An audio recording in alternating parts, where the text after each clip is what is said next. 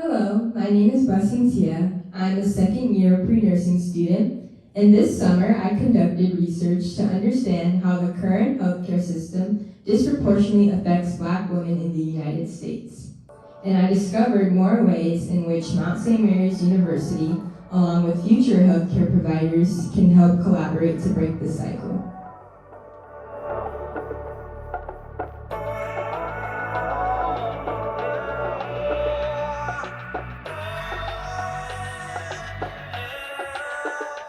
Welcome to the CSJ Institute. I'm so glad that you're here to explore more of our history and see everything that the Institute has to offer.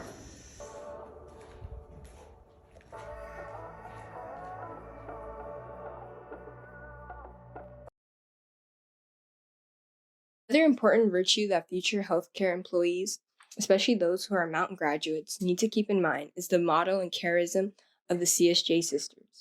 To serve the their neighbor without distinction means to serve and help others and not just do it for the money or the title. It means to do it with the intention of addressing the injustices that we encounter in the world, and to do this for each and every member of our society, not just people of a certain socio-economic status or race/ethnicity. I was able to meet with Dr. Krishana Hines Gaither. Dr. Hines Gaither suggests that hiring is the most effective in creating a workforce concerned with respecting the dignity of a human. If we hire people who are more ethical friendly instead of the opposite, we should be moving forward to create a more inclusive and diversity friendly healthcare system with equal benefits for people of all backgrounds, including ethnicity, race, and sexual orientation. Another important factor that we could use in the hiring process is hiring more Black medical providers to create a space where Black women are treated by other Black professionals, in which their needs are being met by someone who shares the same experiences as them, so that their voices are being heard.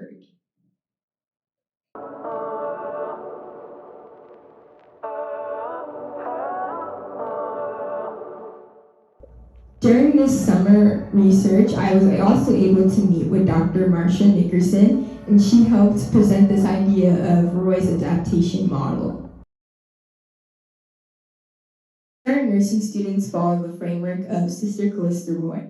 She was a nursing student at Mount St. Mary's University who graduated in 1963 with a Bachelor's of Science in Nursing. She then furthered her education and earned a master's degree in pediatric nursing from UCLA.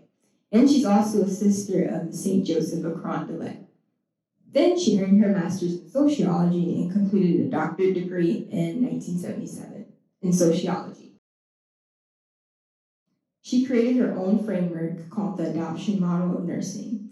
And in this model or framework, she asked three questions. Who is the focus of nursing care? Who is the target care of nursing? And when nursing care is indicated. These were questions designed in order for current and future nurses to access their patients in a more holistic approach, meaning seeing the patient as a whole human being and not just evaluating them as an illness or disease. And under this concept of physiological self-concept, role function, and interdependence. According to this model, Roy believes that the goal of nursing is to promote adaptation of the patient during illness and health using the four concepts of her model. She believes in the assessment of the patient as a whole human being and not just assessing them as a number or a disease. If future nurses and current nurses follow Roy's adaptive model of nursing, we can all be sure that our patients will have the highest quality of care and that that individual patient will be secured in their situation.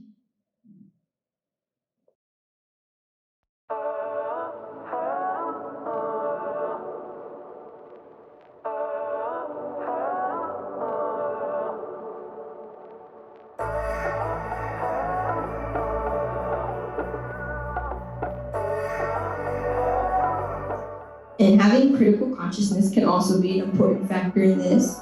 And for those of you guys who don't know what critical consciousness may be, it's described as the focus of having an in-depth understanding of the world that allows for perception and exposure of social and political contradictions. And critical consciousness means to be fully aware, or you can't always be fully aware, but you can try to be fully aware of our world and what goes on in it. from different sides, regardless of where you may stand with an issue or movement. In Paulo Freire's book, Pedagogy of the Oppressed, he describes critical consciousness as the ability to recognize oppressive social forces shaping society and to take action against them, which is very similar to the idea of a praxis that Bell Hooks discussed in her writing. A praxis is a move towards change.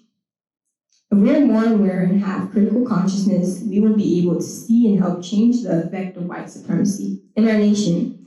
And this is possible because the more socially aware we are in this issue that causes harm to Black and African Americans, that we can help break the cycle and we can help promote a better change. Critical consciousness can help break through white supremacy in healthcare and help us as people, students, and future healthcare providers gain the ability to recognize and analyze systems of inequality. And it helps us commit to take action against the system of white supremacy. And this is a perfect way for us to create a praxis towards change, to break this cycle that has been prevalent for so many years.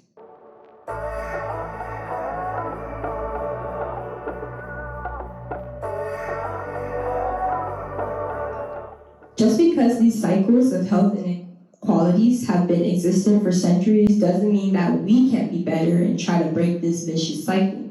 For example, future healthcare providers can help educate themselves in order to eliminate some bias that they may have. Although sometimes as humans, we can't always recognize that we may have bias or get rid of certain biases that we may have had unconsciously, but we can try and make an effort to not assume or give into any negative stereotypes about certain groups of people based on sexual orientation, race, and religion.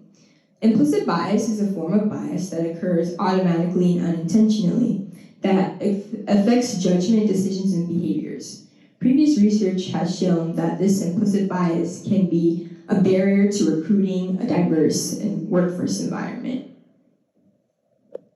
One of the ways where future employers can see where their potential employees' headspace is regarding biases can be used taking an implicit association test. And what an implicit association test is, it's a test that measures the strength of associations between concepts. So let's say like flowers, insects, they basically evaluate what type of unknown biases that you may have. So it's used to test implicit biases that lie beyond our own consciousness.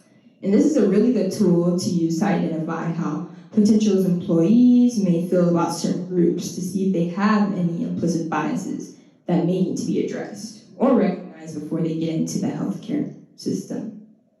We need to use our knowledge in a transformative way, meaning a way to educate others who are not aware of certain issues, and to help expand other people's imagination. This can be done by challenging other people or other employees who fail to represent and serve everyone fairly.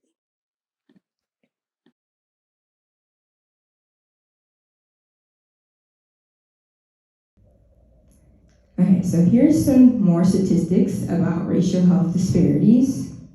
More recently, in a 2019 study, it was shown that Black women face higher risk of pregnancy. Black women are 3 to 4 times more likely to die from pregnancy-related causes than white people in the United States. And the blame for racial differences in income, wealth, education, employment, and health rests firmly upon the system of racism that was established even before the birth of this nation, America. And this was also inherent in the COVID-19 pandemic. The COVID-19 pandemic is a great example of how systemic racism contributes to the inequalities between Black and white Americans. And in July of 2020, hospitalization and death rates per 10,000 people were much higher for Black Americans. The rate was 24.6%, and then the rate was 5.6% for deaths. And then for white Americans, the hospitalization was 7.4%, and the deaths were 2.3%. So we can see that that was a huge gap compared to Black and white Americans and the deaths and hospitalizations. These statistics show that white Americans have benefited more from the healthcare system than Black Americans have. And as a future healthcare provider, especially, it is essential to continue to be knowledgeable about these statistics and findings because it can help us work on fighting systemic racism that has been present. And now I will go over more disadvantages for Black women in the healthcare system. So according to an article titled The Health Status of Black Women, Breaking Through the Glass Ceiling, this was made in 2007, but I still wanted to use it because I found that it was pretty relevant even to today. So that's why I'm using it. And it was shown that Black women suffered disproportionately from poor health compared to their white counterparts. And the history of Black women's access to healthcare in the United States has contributed to this, especially in the field of gynecology, which is the contributor to health disadvantages that Black women deal with. There has been high levels of morbidity and mortality in the Black population, especially with Black women, because according to a more recent study, it states that Black women tend to lose less weight than other populations, which can lead to obesity.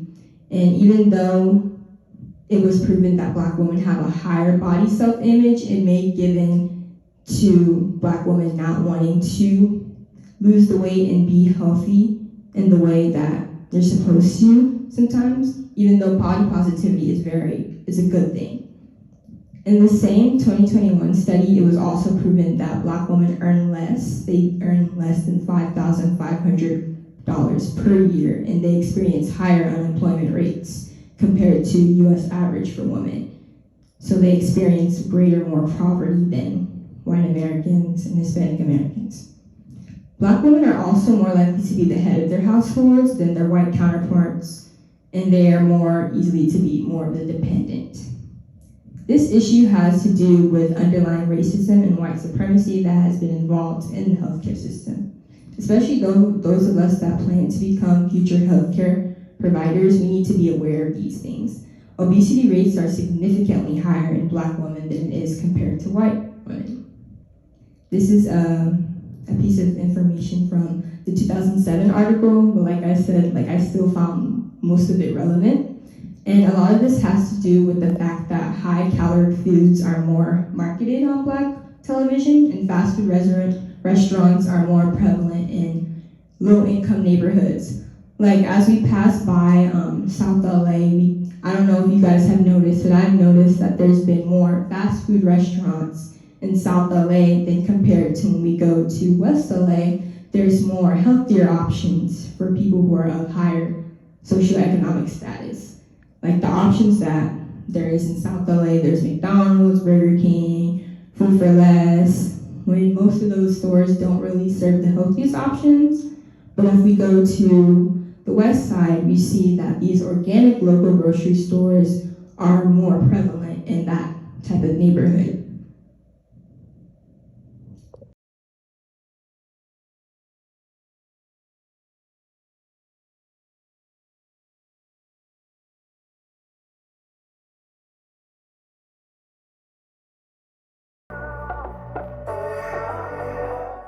The California's Black Women's Health Project is a statewide nonprofit organization that's committed to improving the health of California's 1.2 million Black women and girls through advocacy, education, outreach, and policy.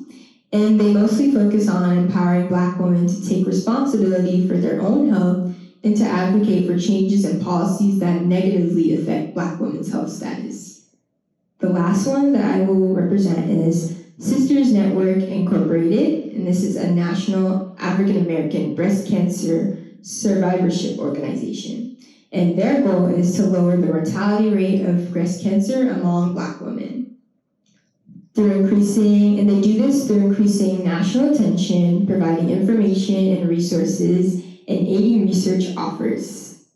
That is the end of my presentation, and I hope you guys learned a lot from what I had to present. Thank you so much for your time.